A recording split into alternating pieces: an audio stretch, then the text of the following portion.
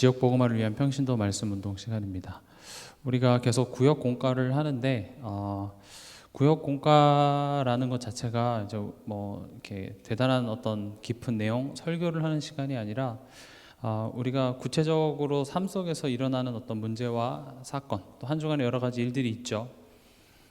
그런 사건을 이제 이번 주 선포되어졌던 강단 말씀을 가지고 우리가 질문해 보는 시간이 이제 구역 공과 시간입니다. 그래서 저는 될 수 있으면은 이 시간에는 좀 복잡한 내용보다는 우리가 좀 삶 속에서 실제적으로 들을 수 있는 어떤 그런 질문들, 그런 겪을 수 있는 갈등의 내용들을 좀 적용할 수 있는 적용점들을 좀 많이 찾아드리려고 노력을 합니다. 그래서 이 구역 공과를 들으시면서 오늘도 62가지 삶과 뭐라 되어 있죠? 전도자의 삶 62가지와 나의 24입니다.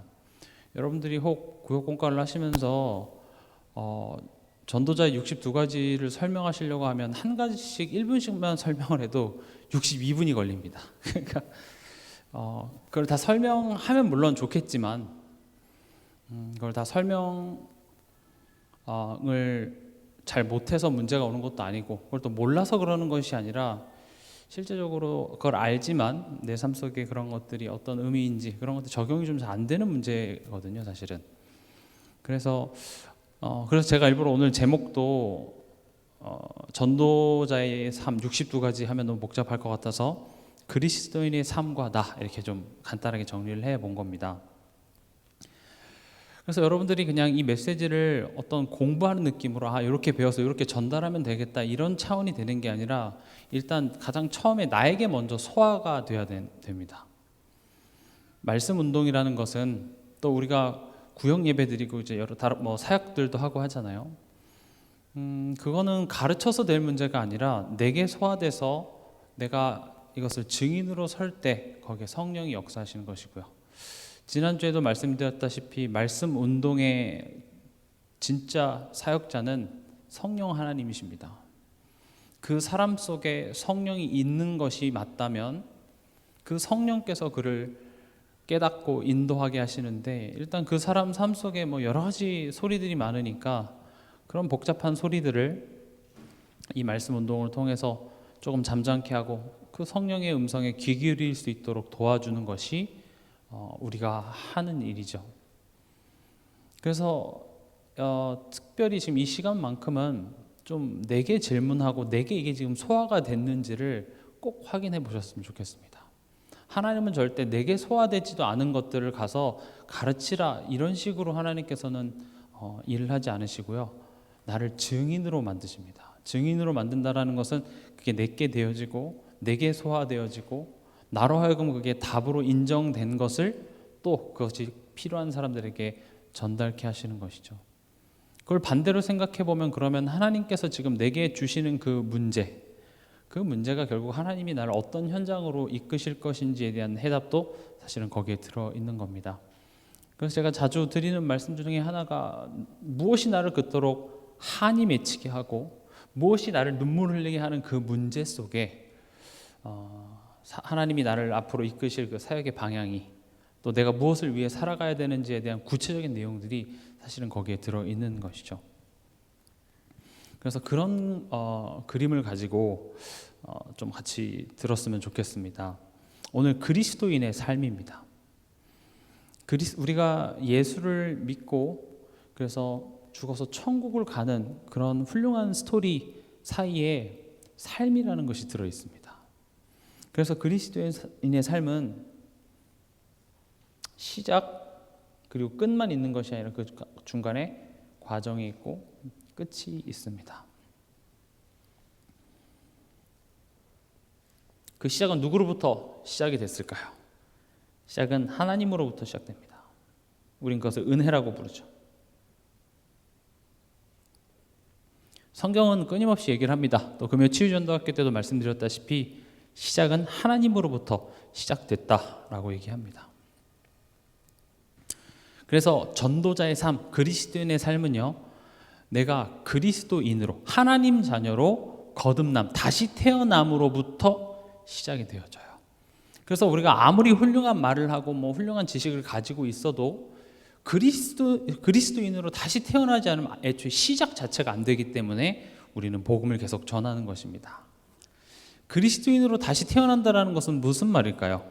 교회를 다녀서 내가 세례를 받고 어떤 직분을 받는 어떤 그런 것들을 거듭남이라고 생각하나요?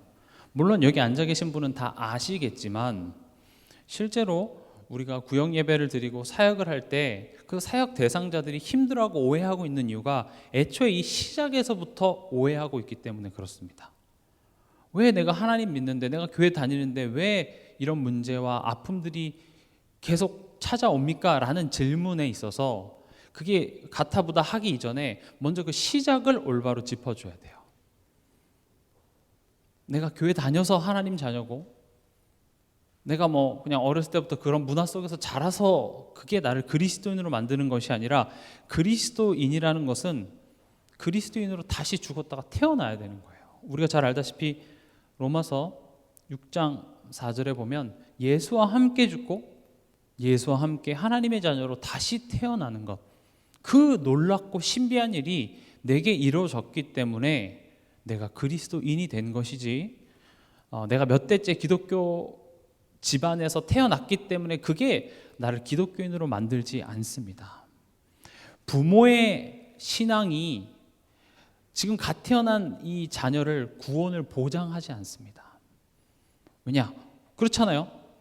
이 아이는 또 다시 죄인으로 태어나서 하나님의 은혜로 구원을 얻게 되는 것이지, 나의 어떤 열심으로 구원이 유전이 되어진다면 그러면은 복음이 필요 없게 되는 것이죠. 중요한 것은 로마서 6장 4절에 우리가 거듭난다라는 것은 예수와 함께 죽고 예수로 다시 태어난다라는 이 놀라운 일이 어떻게 이루어지는 것이죠? 성령이 나와 함께 하심으로, 성령이 내게 연합하셔서 내가 실제로 죽은 것은 아니나 나를 위해 죽으신 그 그리스도의 죽음이 내 안에 성취가 된 것이고요. 예수 그리스도의 그 부활이 내 안에 성취해서 그것이 내 삶 속에, 나의 인생에 큰 변화를 가져다 주는 것입니다. 그래서 시작은 하나님의 은혜로 시작되어지며 그 은혜로 말미암아 우리가 그리스도인으로 다시 태어나는 것, 이 부분에 있어서 여러분들이 한번 스스로 질문해 보세요. 한번 스스로에게 설명해 보세요. 거듭난다는 게 무엇인지. 이 거듭난다라는 부분은 참 중요한 부분입니다. 거듭난다. 거듭나면 가는 나라? 하나님 나라. 다시 태어났는데, 그렇죠? 이미 다시 태어났는데 문제는 뭐냐? 로마서 6장 4절에 보면 예수와 합하여 그리스도와 함께 죽고 이젠 다시 살아나서 새로운 생명, 새 생활을 하기 위하여서 하나님께서는 우리를 구원하셨다고 말씀하십니다. 문제는 뭐냐면 우리가 아예 신분이 변했고 애굽에 노예됐던 우리가 하나님의 자녀가 됐는데 여전히 죽었던 자의 삶을 사는 것이죠. 우리가 누구죠? 나사로, 죽었던 나사로가 예수님께서 살리셨는데 아직까지도 또 밥을 접시에 퍼서 무덤으로 자꾸 가지고 들어간다면 그것만큼 어리석은 일이 어디 있겠어요? 자꾸 무덤 안으로 들어가는 거예요. 근데 예수님 뭐라고 하셨죠? 나사로야, 나오라. 왜냐? 무덤은 죽은 자가 속해 있는 곳이지 살아있는 자가 속한 곳이 아니다. 또 뭐라고 했죠? 그 죽은 자의 옷을 풀어놓아 다니게 하려. 왜요?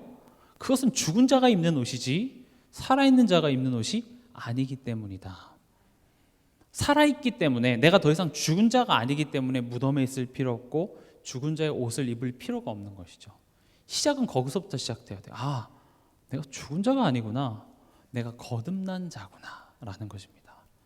거듭났다라고 해서 내가 나쁜 생각 한 번도 안 하고 거짓말도 한 번도 안 하고 화도 한 번도 안 내야 된다를 의미하는 것이 아니라 내가 지금 어디 소속인지, 나의 신분이 뭔지 그 근본을 알라라는 것이죠. 그리고 그 시작은 하나님의 은혜로부터 시작되고 그 끝은 사도행전 1장 8절에 보면 땅끝까지 내 증인이 되리라 라고 말씀하십니다. 증인이라는 말은 다른 것이 아니라 온전한 믿음입니다. 우리가 방금 읽었던 히브리서 12장에 보면 믿음의 주요 온전케 하시는 이인 예수를 바라보자. 이 말은 믿음의 주라는 말은 우리의 믿음의 시작자시오, 창시자시오, 믿음의 근원이시오라는 말이고요. 또 온전하게 하신다라는 것은 그 믿음의 완성하시는 이가 바로 예수라는 것입니다. 다시 말하면 우리의 믿음의 시작이자 그 믿음의 끝이 바로 누구라는 거예요? 하나님이라고 말씀하는 겁니다. 우리의 끝은 결국 우리로 하여금 온전한 믿음을 얻게 하시는 것이 우리의 끝이에요. 온전한 믿음이 회복되면 회복될수록 우리의 삶은 증인의 삶을 살아가게 되어 있는 것입니다. 내가 얼마나 전도를 열심히 하며 얼마나 내가 착하고 착실하게 살아가는 그런 삶의 행위가 나를 온전한 믿음이다라고 말하는 것이 아니라 온전한 믿음이 회복되어지면 그런 삶을 살게 되어지는 것이죠. 그러면 이제 시작도 하나님이 시작하셨고 끝도 하나님이 하신다면 이제 그런 얘기를 들으면 기분이 좋아요. 그렇죠? 왜냐 내가 할 게 없으니까요. 하나님이 다 하시네. 그러면 끝도 하나님이 하신다면 그럼 뭐 내가 뭘 해도 상관없지 않은가? 이런 질문을 당연히 하게 되죠. 예전에 제가 그 미국에서 아이들 이렇게 사역하고 할 때 한 그 권사님이 저한테 와서 상담을 하시는 거예요. 우리 아이가 이제 메시지를 듣고 하니까 머리가 이제 큰 거죠. 그래서 맨날 집에서 게임만 하는데 그래 게임 하지 말고 가서 공부도 하고 신학원도 등록해서 듣고 해야지 하니까 그 아이가 엄마 불신앙하지 마 하면서 내가 게임을 해도 하나님은 역사하셔. 그렇게 했다는 거예요. 그래서 내가 거기서 할 말이 없잖아요. 진짜 생각해보니까 내가 불신앙하는 것 같고 그래서 어떻게 해야 되는지 모르겠다. 그래서 제가 가서 등짝을 한번 세게 때리시기 바랍니다 라고 얘기를 했는데, 보세요. 여기서 우리가 자칫 착각하고 있는 게 뭐냐면 사실 맞습니다. 내가 어떻게 해도 결국 하나님께서 하시는데 하나님께서 우리를 이끌고자 하는 그 목적지가 다르다라는 거예요. 지금 엄마가 생각하는 목적지, 그 아들이 생각하는 목적지는 내가 막 게임을 하는데 갑자기 막 팔이 저리고 막 아니면 뭐 교통사고 나서 팔이 부러져서 게임이 싫어지고 갑자기 공부가 막 하고 싶은 마음이 막 생겨서 공부를 해서 서울대 가는 목적지, 그렇죠? 부모는 그런 거잖아요. 어떤 사건, 어떤 만남을 통해서 이 아이가 정신을 차려서 훌륭하게 되어지는 어떤 그 목적지를 생각을 하는데 하나님의 목적지는요 예수로 말미암는 목적지예요. 오직 예수 되게 하는 목적지라는 것이죠. 하나님은 가만히 있어도 괜찮다니까요. 그래서 오직 예수 되게, 그러니까 예수 아니면 절대 안 되는구나, 나 예수 진짜 바라봐야 되겠구나 라고 인정하는 자리로 이끌어 가신다는 거예요. 그래서 틀린 말은 아닙니다. 가만히 있어도 돼요. 정말로 하나님은 결국 우리를 어떤 자리로 이끄시냐, 오직 예수 아니면 안 되는 자리로 이끄시는데 굳이 거기서 고집 부릴 필요가 없다는 것이죠. 어차피 가야 될 길을 광야로 갈 수도 있고요, 그리고 편안하게 갈 수도 있어요. 저는 어떤 그 루트를 통해서 가느냐가 실패와 성공을 가른다고 생각하지는 않으나 굳이 탕자처럼 멀리 갔다가 돌아오는 것이 고생되지 않습니까? 하나님도 굳이 자녀가 고생하고 자녀를 혼내고 때리고 고함 지르고 그런 과정을 하나님도 겪기 싫어해요. 그러나 하나님 뭐라고 하시냐? 필요하다면 난 그런 것도 하겠다는 것이죠. 결국 하나님은 이끌어 가십니다. 그 과정이 좀 힘들어도 저는 그게 실패했다고 생각하지 않습니다. 중요한 것은 그 과정을 통해서 내가 예수를 바라보고 있다라는 것, 그리고 오직 예수 되게 하는 그 끝으로 가는 거예요. 보세요. 우리를 온전한 믿음에 이르게 하겠다는 거예요. 하나님은 여러분들의 소원을, 여러분들의 어떤 바램을 결국 이뤄주겠다라는 다른 그 종교들이 말하는 그런 것들을 약속하는 것이 아니라 온전한 믿음이에요. 근데 그게 되게 시시한 것 같은데요 라고 하지만 그게 진짜예요. 우리가 그 안에 있으면 우리가 그토록 원하는 것도 다 그 안에 따라오게 되는 것이고요. 설사 그런 것들이 없어도 오히려 핍박이 있고 현실이 더 힘들어도 그것을 초월할 수 있는 그 기쁨과 감사가 그 안에 있더라는 것이죠. 오늘 우리가 읽었던 히브리서 12장이잖아요. 12장에 보면 이러므로 우리에게 구름같이 둘러싼 허다한 증인들이 있으니 하면서 이 끝을 본 온전한 믿음을 이룬 그 증인들의 이야기가 11장에 나옵니다. 히브리서 11장에. 그럼 여러분 히브리서 11장에 보면 누군 뭐가 됐고 누군 뭐 대통령 비서실에 들어갔으며 누구는 어디 대학 나왔고 누구는 거부가 됐으며 이런 이야기가 있어야 되잖아요. 그렇죠? 하나님이 믿음을 시작하셔서 그 끝을 어떻게 했는지 봐라. 이렇게 잘 되지 않았냐? 라는 증인들이 있어야 될 것 같은데 우리 한번 읽어볼까요? 36절부터 한번 읽어볼게요. 히브리서 11장 36절에 읽어보겠습니다. 또 어떤 이들은 조롱과 채찍질뿐 아니라 결박과 옥에 갇히는 시련도 받았으며 돌로 치는 것과 톱으로 켜는 것과 시험과 칼로 죽임을 당하고 양과 염소의 가죽을 입고 유리하여 궁핍과 환난과 학대를 받았으니 이런 사람은 세상이 감당하지 못하느니라. 그들이 광야와 산과 동굴과 토굴에 유리하였느니라. 이 사람들은 다 믿음으로 말미암아 증거를 받았으나 약속된 것을 받지 못하였으니 이는 하나님이 우리를 위하여 더 좋은 것을 예비하였은즉 우리가 아니면 그들로 온전함을 이루지 못하게 하려 하심이라. 그리고 12장 1절이요. 이러므로 우리에게 구름같이 둘러싼 허다한 증인들이 있으니 이렇게 되어 있습니다. 뭐예요 이게 지금? 허다한 증인들이라 그러면 뭔가 내가 지금 암에 걸렸는데 예수 믿고 암난 그런 증거거리가 있어야 될 거 아니에요. 그렇죠? 내가 자녀 문제 때문에 힘들었는데 기도했더니 자녀 문제가 잘 됐다라는 그런 증인들이 있어야 되는데 지금 그런 이야기가 없어요. 뭔가 속은 느낌 아닙니까? 내가 이러려고 하나님 믿었나? 지금 제가 오늘 하고자 하는 이야기는 이 이야기예요. 사실은 저도 예수 믿으면 좋은 일이 있습니다. 하나님 믿으면 잘 될 겁니다. 이런 이야기하는 게 훨씬 편해요. 그리고 사람들 그런 이야기를 듣길 좋아합니다. 근데 성경은 그렇게 얘기를 안 해요. 물론 처음과 그 끝은 결국 그렇게 되지만 성경이 지금 계속 강조하는 부분은 그 여정을 하나님이 함께 하시겠다라는 것입니다. 그리고 지금 너가 바라는 그 응답의 크기보다 내가 너에게 주고자 하는 그 응답의 크기가 훨씬 더 크다. 그게 얼마나 컸느냐 하면 이런 핍박 속에서도 기뻐하고 감사할 수 있을 만큼의 크기였다고 지금 이야기를 하고 있는 것이죠. 우리가 거기까지는 가지 못하더라도 분명한 것은 우리가 복음을 그냥 추상적으로 그냥 부황부황하게 붙잡지 마시고요. 실제로 우리가 구역 예배를 하고 그리고 우리가 삶 속에서 이렇게 사람들을 만나보면 무엇 때문에 힘들어 하나요? 정말 예수가 좋아서 복음 때문에 기뻐하고 그런 삶을 사나요? 알지만 당장 이번 한 주간에 뭐 사건 일어나고 뭐 문제 생기고 터지면 그것 때문에 정신 못 차리는 것이 우리들의 실제 삶인데 그렇다면 뭔가 말이 안 맞잖아요.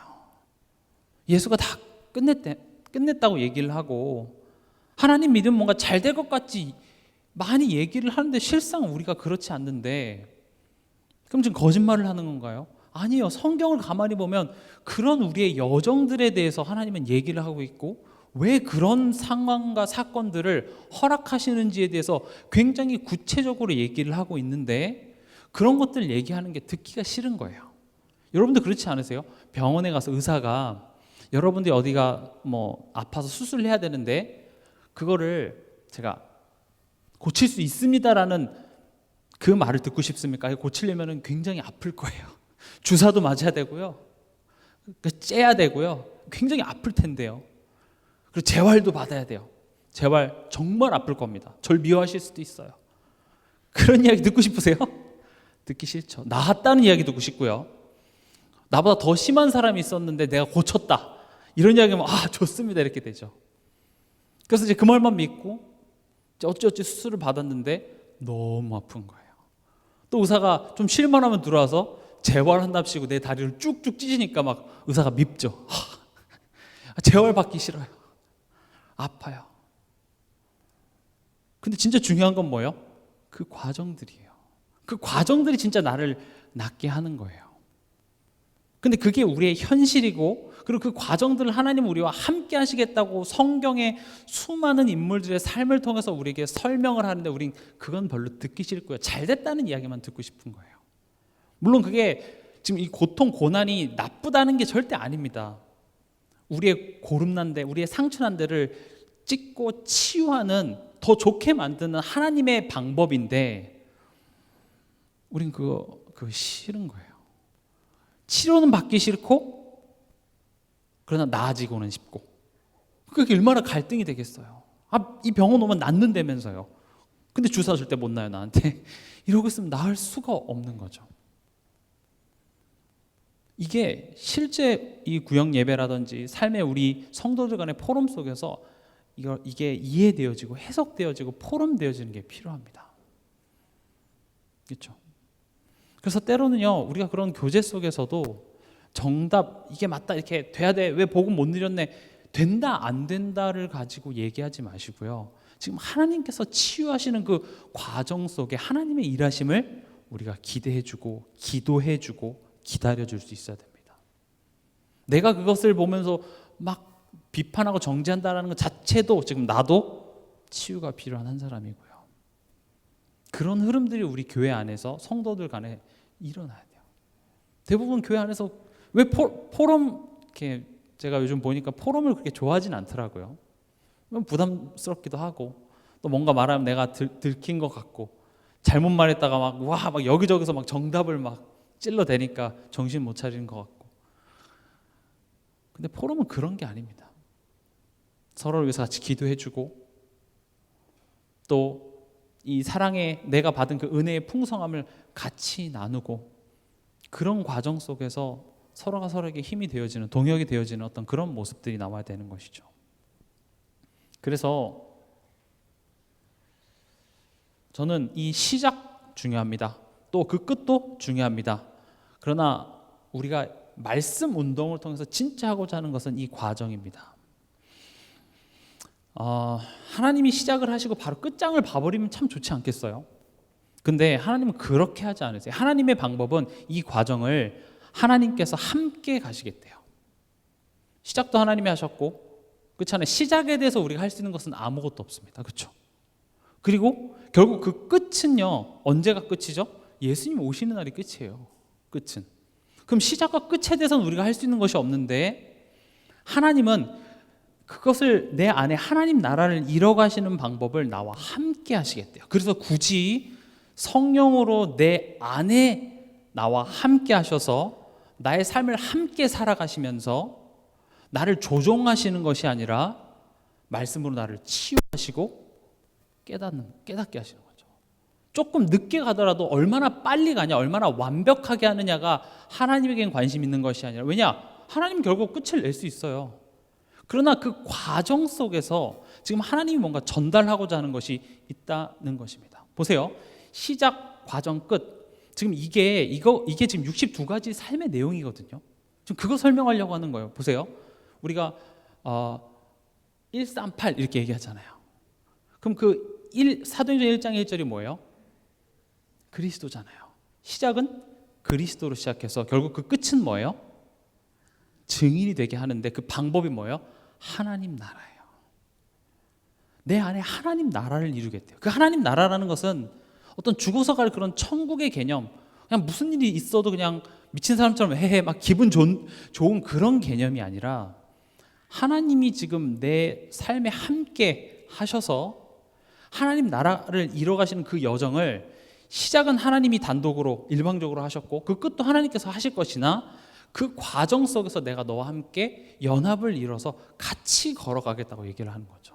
하나님은 그렇게 하시고 싶으시대요. 우리를 억지로 끌고 가는 것이 아니라 우리로 하여금 깨닫도록. 그래서 탕자의 비유도 보면 너무 바보 같잖아요. 그걸 왜 내줘요? 자녀가 재산을, 아빠의 내게 줄 유산을 미리 땡겨달라고 했을 때 아빠가 왜 내줍니까? 너무 바보 같지 않아요? 근데 그게 하나님이 하시는 방법이에요. 왜 성령이 우리와 함께 계시죠?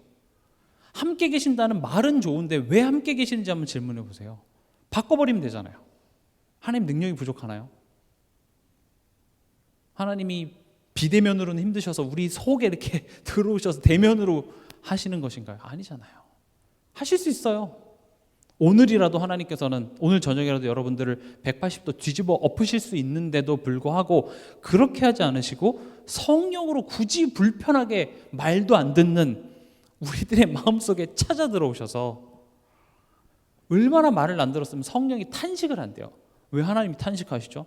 노아 홍수 때처럼 다 그냥 뒤집어 엎어버리면 되잖아요. 그렇게 하지 않으시고 말할 수 없는 탄식으로 우리를 위하여서 기도하시고요, 가르치고 생각나게 하시고요. 근데 우리는 그것을 무시하고 듣지 않고 거기에 대해서 하나님이 화를 내고 진노를 하시면서 우리를 저주와 재앙 가운데로 모으시는 것이 아니라 문 밖에 서서, 지금 예수님이 문 밖에 서서 기다리고 있어요. 여러분, 귀빈이 여러분들 집에 왔는데 여러분들 집에서 초인종을 계속 누르게 해서 집 밖에서 기다리게 하는 게 예의인가요? 아니죠. 예수님이 지금 문 밖에서 우리를 계속 기다리시는 방법으로 하나님께서는 우리 안에 하나님 나라를 이뤄가시겠대요. 하나님 나라라는 것은 결국 집 문 밖에 있었던 그 예수님이 점점 내 마음의 중심에 찾아오셔서, 물론 내 마음에 계시지만, 그리고 내 인생의 주인이시지만 내가 예수를 주인으로 누리지 못하잖아요. 점점 그렇게 예수님의 주인됨과 그 통치 속에 있는 것이 하나님 나라예요. 그러니까 하나님 나라가 뭐냐라고 한 문장 한 단어로 설명되고 하나님 나라는 이거야 라고 말할 것 같으면 바울이나 예수님께서 그렇게 오랜 세월 동안 여러 가지 비유로 설명하지 않으셨어요. 이거는 아는 개념이 아니라 실제로 그 과정을 하나님과 함께 걸어가는 것이라는 것이죠. 사는 거예요. 성령을 주인으로 삼고 살아가는 것. 그래서 하나님 나라라는 것이 아는 것 같은데 뭔지 모르겠는 이런 느낌이 오잖아요. 그래서 히브리서 12장 5절 한번 보시면요,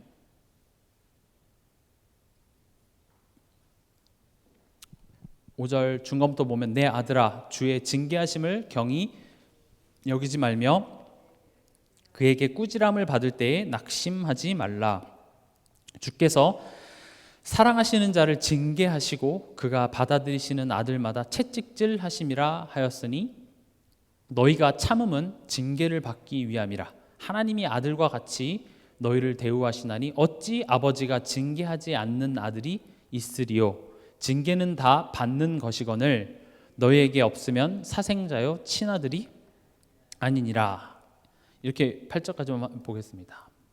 지금 보세요. 여기서 징계라는 말이 조금 우리에게 평상시에 잘 안 써서 그렇지만 혼난다는 거예요. 훈육을 한다는 것이죠. 그래서 내 아들아 주의 징계하심을 경히 여기지 말고 꾸지람을 받을 때 낙심하지 말라는 거예요. 네 미워서 그러는 게 아니야. 널 위해서 그러는 거야. 그게 부모님들이 항상 하는 이야기잖아요. 6절에도 주께서 그 사랑하시는 자를 징계하신대요.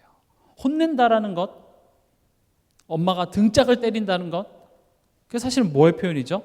사랑한다는 표현입니다.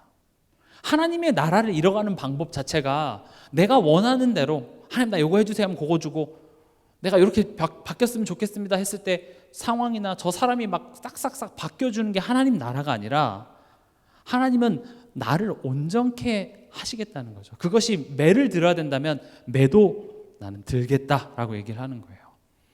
그런 하나님의 인도하심 속에 낙심하지 말라는 거예요. 때로는 내가 너무 좋아하지만 하나님은 그걸 빼앗기도 합니다. 내가 원하는 대로 상황이 흘러가게 만들어 주실 수도 있으나 뭔가 더 이상한 방향으로 가게도 하나님께서는 하신다는 것이죠. 왜 그래요? 결국 하나님은 우리의 믿음을 온전케 하고자 하는 그 방향, 예수 아니면 절대 안 된다라는 것이 고백되어지는 인생으로 우리를 이끌어 가시죠. 지금은 그게 뭔데요? 그거 말고요 라고 얘기하지만 하나님은 거기다 모든 것을 다 담아 놓으셨기 때문에 그쪽으로 지금 우리를 계속 이끌어 가는 것입니다. 그게 하나님 나라예요. 하나님 나라가 뭐다라고 제가 설명은 할 수 있으나 그런 설명보다는 우리 삶 속에서 지금 하나님이 어떻게 하나님의 나라를 우리 안에 이뤄 가시는지를 지금 이 본문은 이야기를 하고 있죠. 8절에도 보면 7절에 보면 너희가 참으면 징계를 받기 위함이라. 다시 말하면 혼날 때 참으라는 거예요. 그 혼남에 있어서 엄마한테 혼나기 싫어서 집 나가지 말고, 왜요? 하나님이 아들과 같이 너희를 대우하시나니 어찌 아버지가 징계하지 않는 아들이 있으리요. 자녀가 잘못해도 무조건 오냐 난 널 인격체로 대우해 줄게. 네가 잘못해도 나는 너의 의견을 존중해. 이런 부모 있으십니까? 없죠. 아무리 내 사랑하는 자녀가 때를 써도 아닌 건 아니라고 얘기하죠. 엄마 미워, 아빠 미워해서 아빠랑 막 대판 싸움이 나도 아닌 건 아닌 거예요. 징계는 다 받는 것이거늘 너에게 없으면 사생자요 친아들이 아니라. 아들이니까 이렇게 얘기하는 거죠. 너가 내 자녀니까. 진짜 자녀에게 좋은 것을 주시잖아요. 그렇죠? 그래서 예수님도 말씀하셨잖아요. 자녀가 생선을 달라는데 누가 전갈을 주겠냐고 얘기를 하죠. 뱀을 주는 부모가 어디 있겠냐 이렇게 얘기하는 것처럼 하나님께서는 진짜 좋은 것을 지금 우리에게 주시려고 하는데 그게 뭐예요? 이 그리스도의 가치잖아요. 예수로 말미암은 삶을 우리에게 주시고 싶은데 그것을 누리지 못하고 지금 힘들어하고 방황하는 그런 우리 삶 속에 내가 남의 집 자식 같으면 그래 네가 알아서 살아 뭐 이렇게 되죠. 여러분들 이렇게 뭐 공원이나 이런 데 가보면 그 어린애들이 막 담배 피고 있으면 여러분 어때요? 그냥 그러고 가죠. 근데 가만히 보니까 거기 누가 있어요? 가만히 보니까 저 뒤통수가 내 아들이야. 그러면 그때부터 문제가 달라지는 거예요. 가갖고 그냥 때리고 난리를 피우고 막 교회에 전사님 전화해갖고 내 아들이 담배를 핀다면서 막 다른 문제가 되어지는 거죠. 왜냐 내 아들이니까요. 지금 하나님은 너가 내 자녀야. 그래서 난 너를 가만두지 않을 거야. 반 죽일 거야. 근데 죽이지 않아요. 죽일 거야. 아멘입니다. 반 죽이지 않습니다. 죽일 것 같이 하지만 죽이지도 못하죠. 때리면서도 누구 마음이 더 아프죠? 사실은 부모 마음이 더 아프죠. 저도 많이 맞아봐서 압니다. 병 주고 약 주고를 하시더라고요. 때리고 그 맞은 자리에 이렇게 약을 발라주는. 그럴 거면 왜 때렸냐 싶기도 하지만 그렇게 되는 거죠. 근데 하나님은 우리를 이런 과정을 통해서 치유하시는데 나중에는 그 고난의 순간들이 기억도 안 나요. 그게 상처가 되지 않아요. 요셉도 그래서 첫 아들을 낳았을 때 그 아들 이름 뭐라고 했어요? 그 뜻이 뭐냐? 나의 고난을 하나님 잊게 하셨다라고 이름을 짓습니다.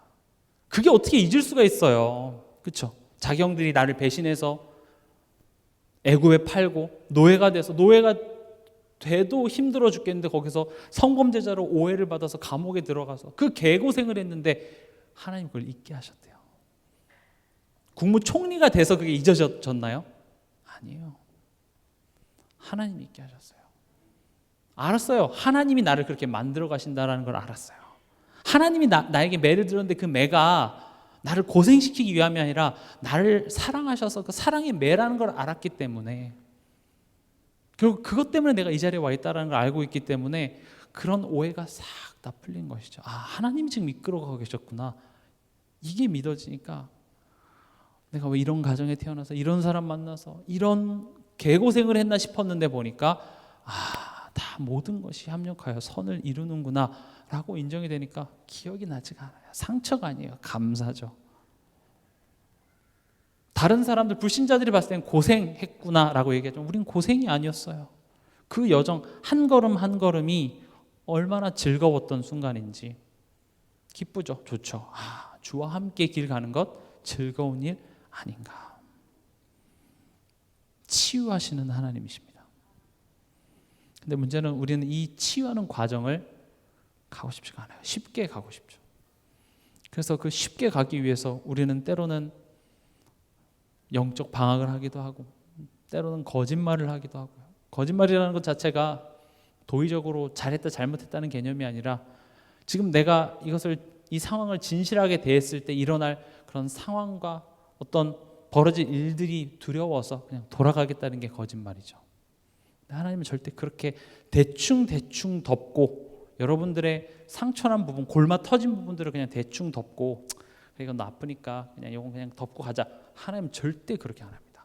꼼꼼하게 하나씩 다 치유하시면서 여러분들의 골마 터진데 고름 다 짜내가면서 하나씩 째고 약 바르고 그냥 아주 꼼꼼하게 하나님께서는 지금 여러분들 치유하시겠다라는 거죠. 그래서 대충 안 가요. 절대 너 이거 치유 안 하면 안 돼. 나 안 움직일 거야. 난 도망갑니다. 안 돼. 하나님 기다려 꼼짝도 안 합니다. 그래서 우리가 교회 안에서 막 시험 들고 힘들어서 교회 방학도 하고 다시 돌아오면 거기서부터 다시 시작하세요. 괜찮아. 난 거기서부터 다시 수술할 준비돼 있어. 치유하시는 겁니다. 그래서 우리가 그런 훈련이 돼 있어야 돼요. 쉽게 가려고 하지 마세요. 피하려고 하지 마세요. 근데 이게 좀 잘 안 됩니다. 쉽게 가고 싶어 하는 게 우리의 체질이에요. 그래서 오늘 히브리서 12장 2절에 보면 예수를 바라보라 이렇게 되어 있습니다. 내가 지금 잘 된다 안 된다가 중요한 게 아니라 내가 오늘 예수를 바라보냐가 하나님의 포인트예요. 그래서 그리스도인의 삶은 말씀 중심으로 가야 합니다. 우리가 엊그저께 금요 치유전도학교부터 이제 창세기를 시작했죠. 지금 이 창세기를 제가 준비를 하면서 가장 크게 은혜 받았던 부분 중에 하나가 뭐냐 하면 그게 기록된 시기예요. 제가 이제 창세기를 이제 보려고 하니까 모세가 썼고 언제 기록됐지 보니까 그 기록된 시기가 언제냐? 광야에서 씌워졌어요. 아니 왜 광야를 가는데 창세기를 주냐는 거죠. 그렇죠? 그리고 광야길을 가는데 어디서 물이 나고 어디에서 식량이 있다는 어떤 그런 지도를 줬으면 훨씬 더 좋을 텐데 말씀을 주셨어요. 창세기는 지구의 근원, 인간의 근원을 설명하는 내용이 아니라 복음이 필요한 이유를 설명하는 거거든요. 왜 인간에게 불행이 찾아올 수밖에 없으며 그래서 하나님께서 여자의 메시아를 보내겠다고 약속했다. 그 복음을 설명하는 게 결국 창세기입니다. 다시 말하면 광야를 가는 그 여정, 다시 말하면 그 과정 속에서 하나님께서는 이스라엘 백성들에게 말씀을 주시고 그 말씀 중심으로 살아가도록 하셨다는 거예요. 왜냐하면 우리가 원리적으로는 이해를 해도 막상 오늘이라는 현실 앞에서 우리는 또 어떻게 돼요? 또 넘어지고 도망가기 일쑤예요. 그래서 말씀을 주셨어요. 그래서 말씀을 따라가라고 하시는 것입니다. 또 그리스도인의 삶은 기도 중심이어야 합니다. 기도라는 것은 하나님께 뭔가를 간절히 비는 행위가 아니라 내가 하나님의 음성에 귀를 기울이는 시간입니다. 하나님의 뜻 그리고 내가 바라는 점이 갈등을 일으키는 그 순간에 도망가지 말고 기도하라는 거예요. 기도하시기 바랍니다. 피하고 쉽게 가고 도망가려고 하지 마시고요. 기도하러 오세요. 길에서 기도를 주셨어요. 예수님이 공생의 기간 동안 하신 그 모든 한순간순간들이 사실은 우리에게 있어서 모범이 되시고 복음이거든요. 예수님은 어떻게 하셨을까요? 갈등이 있을 때, 힘드셨을 때 항상 기도하시러 산에 올라가셨습니다. 예수님 짜증나. 야 얘들아 한잔하러 가자. 그래서 이렇게 한잔을 하셨다든지 아니면 야 오늘 춤이나 추러 가자. 여행이나 한번 갈까? 그렇게 하지 않으시고 물론 뭐 산으로 여행을 가셨을 수도 있지만 뭐 하셨어요? 가서 기도하셨어요. 기도의 내용을 들어보면 훌륭한 기도던가요? 물론 예수님의 기도 훌륭하지만 하나님 괜찮습니다. 저 아무것도 아니에요. 복음 다 끝났습니다. 이런 기도를 한 게 아니라 이 잔을 내게서 옮겨주시옵소서. 그러나 내 뜻대로 하지 마시고 아버지의 뜻대로 하여 주시옵소서. 그런 예수님의 굉장히 사적인 기도의 내용을 성경에 그대로 나타나게 한 이유는 우연이 아니라 뭐예요? 우리로 하여금 그 기도 중심의 삶을 살라는 것이죠. 그래서 기도는 솔직하게 하라 그런 차원이 아니라 그런 나의 모습과 하나님의 뜻 이걸 가지고 질문하고 갈등하는 그것을 피해가는 것이 아니라 그것을 대면하는 시간, 그게 기도예요. 그래서 기도를 했더니 뭔가 응답이 있다 없다 거기에 너무 우리가 막 흥분할 필요도 없고 그것이 우리를 치유해가는 하나님의 방법이라는 것이죠. 세 번째는 교회 중심입니다. 그래서 초대교회는 날마다 모이기를 힘썼고요. 또 그 교회에서 사도의 가르침을 받았습니다. 다시 말하면 이 말씀과 기도 중심의 삶을 우리 자의적으로 하기가 힘들기 때문에 교회라는 시스템을 통하여서 하나님께서는 계속 그것을 회복하게 하셨죠. 이 삶 속에 살아가는 사람은 결국 어떤 삶을 살아가게 되어 있냐? 사랑하는 삶을 살게 되어 있습니다. 예수님이 뭐라고 하셨죠? 내가 너희를 사랑한 것처럼 너희도 서로 사랑하라. 하나님을 사랑하고 또 내 이웃을 사랑하라 그랬습니다. 결국은 이 복음이 내 가정, 또 내 인간관계를 복음화시킨다라는 겁니다. 그리스도인의 삶은 나만 잘 되고 나만 나에게서 고여져 있는 고인물이 되는 것이 아니라 반드시 서로 이 사랑과의 관계 속에서 나타나게 되어져 있고요. 예수님께서는 베드로에게 찾아오셔서 네가 나를 사랑하냐? 내 양을 먹이라. 내 양을 치라. 내 양을 먹이라고 말씀하셨죠. 후대입니다. 그뿐만 아니라 사마리아 땅끝 이렇게 가게 되어 있습니다. 사마리아라는 것은 뭐죠? 내가 절대 품을 수 없는 바로 그 현장, 나의 상처 있는 바로 그 사람.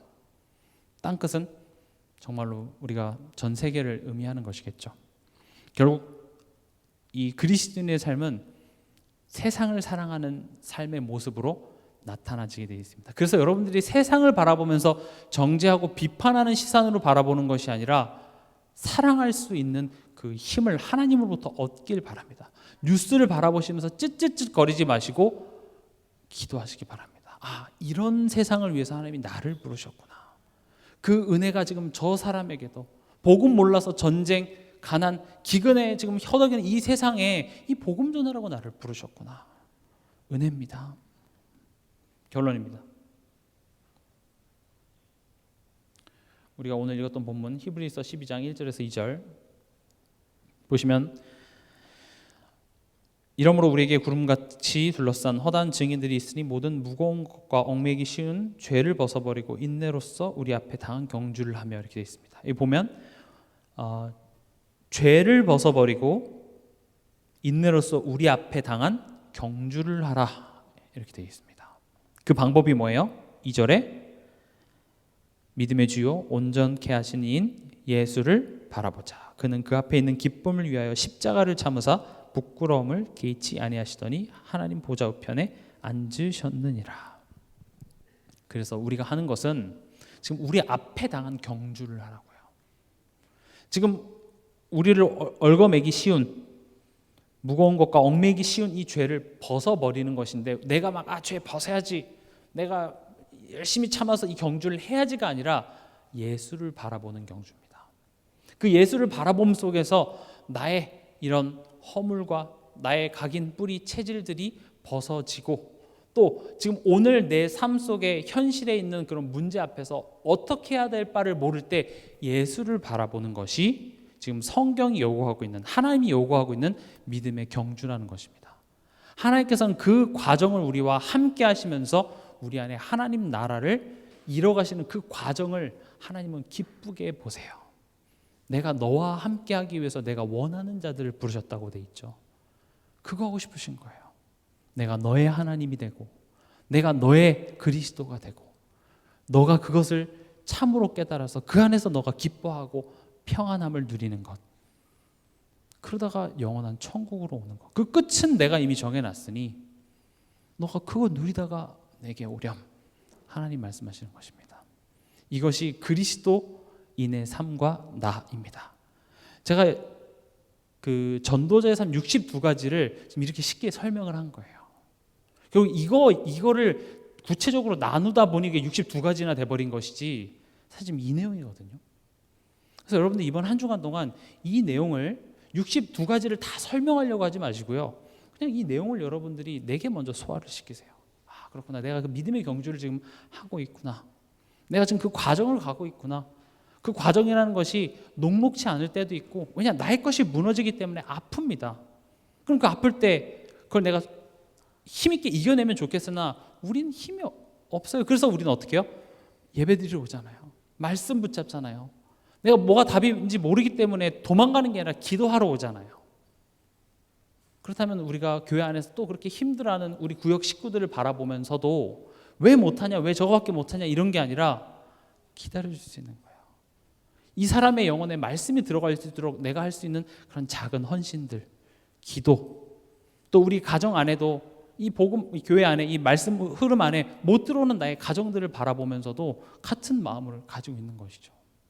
그렇게 우리는 살아가는 겁니다. 그러다 보면 내 안에 하나님 나라가 이루어지는 것이죠.